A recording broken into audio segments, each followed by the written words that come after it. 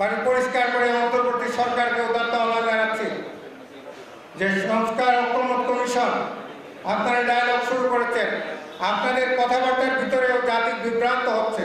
আসলে আপনারা কি করতে চাচ্ছেন এটা স্পষ্ট কোনো রোডম্যাপ জাতির সামনে পরিষ্কার না।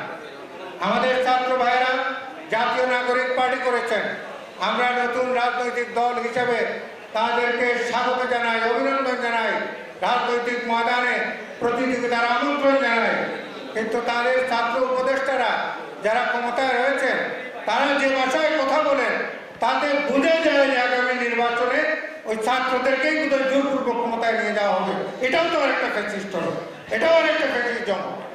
সুতরাং আসেন রাজনীতির মাঠে প্রতিযোগিতা করেন, কথা বলেন, নতুন রাজনীতির বন্দোবস্ত নিয়ে মানুষকে উদ্বেলিত করেন।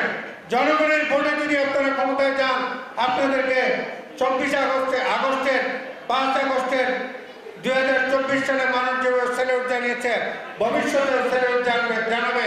কিন্তু নতুন রাজনীতির বন্দোবস্তের নামে আমেরিকার দিকে পা বাড়াবার যদি কোনো ষড়যন্ত্র হয়, চায়নার দিকে পা বাড়াবার যদি কোনো ষড়যন্ত্র হয়, আমেরিকার তলে তলে কোনো তাবেদারি ষড়যন্ত্র হয়, তাহলে বাংলার জনগণ সেটাও মেনে নেবে না।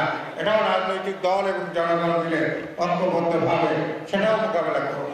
সুতরাং খেলাফত মজলিস মনে করে রাজনৈতিক প্রতিযোগিতা, প্রতিদ্বন্দ্বিতা, রাজনৈতিক মতপার্থক্য থাকবে, কিন্তু জাতির প্রশ্নে আমরা ঐক্যবদ্ধ থাকবো। এই ঈদে জামা জুতো অ্যাক্সেসরিজের ডিসকাউন্ট